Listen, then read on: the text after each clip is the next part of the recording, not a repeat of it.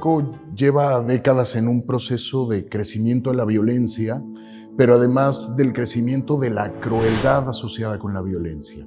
La pregunta es cómo vamos generando nuevos marcos teóricos, nuevas miradas que nos permitan describir cada vez esa realidad cada vez más compleja.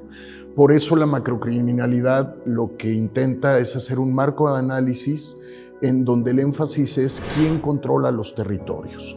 Y la macrocriminalidad indica que hay estrategias de control territorial principalmente enarboladas por el crimen organizado, pero siempre en aquiescencia, contubernio o pautas de sociedad, lícitas o ilícitas, con el poder público.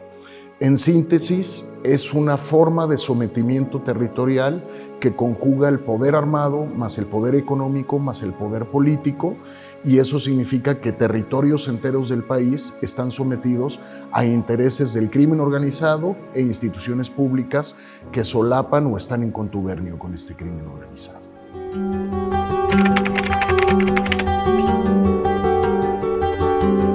Sí, yo hablaba que hay un crecimiento de la violencia y de la crueldad de esa violencia, y hay hechos como las masacres de San Fernando, por ejemplo, que fueron en el 2011-2013, en donde estamos hablando prácticamente de la existencia de campos de exterminio en una zona territorial en donde las policías y las autoridades políticas trabajaban para el crimen organizado.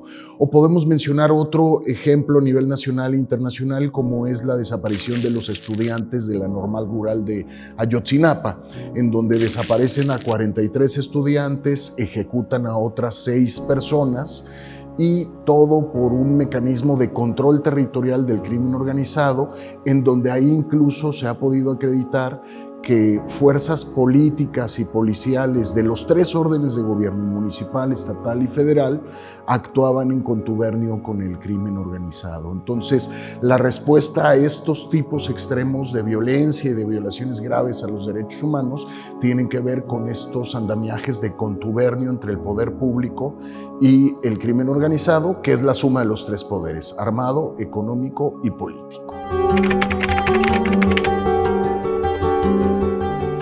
El impacto social es total. Podemos describirlo sencillamente como territorios tomados. Son redes ilícitas de poder que se incrustan en las redes lícitas o formales de poder.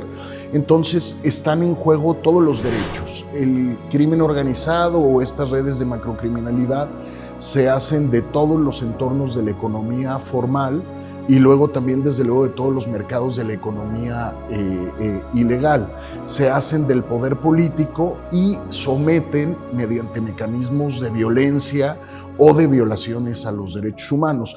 Entonces, están en juego todos los derechos, desde la libertad de expresión, el libre tránsito, y se ponen en cuestionamiento agendas en grupos de situación de vulnerabilidad, como las juventudes. En estos territorios, por ejemplo, de macrocriminalidad, los jóvenes generalmente tienen 2 opciones: o migran forzadamente o son víctimas del reclutamiento forzado para ser, digamos, carne de cañón de del crimen organizado. Entonces, todos los derechos ciudadanos se ponen en juego.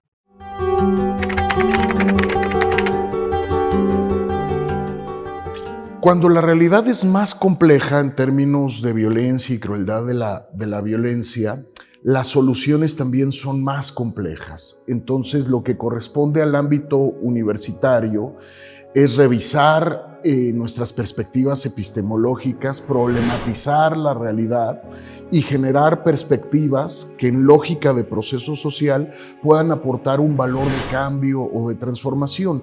Y eso pasa generalmente por la necesidad de acompañar procesos de verdad, de justicia, de reparación, o incluso procesos asociados con medidas de no repetición que nos meten a todo el ámbito de las políticas públicas, marcos normativos, programas de gobierno.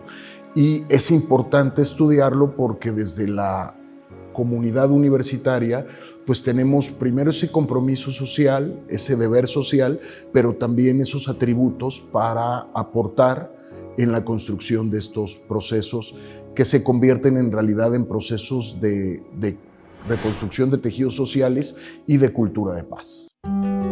Thank you.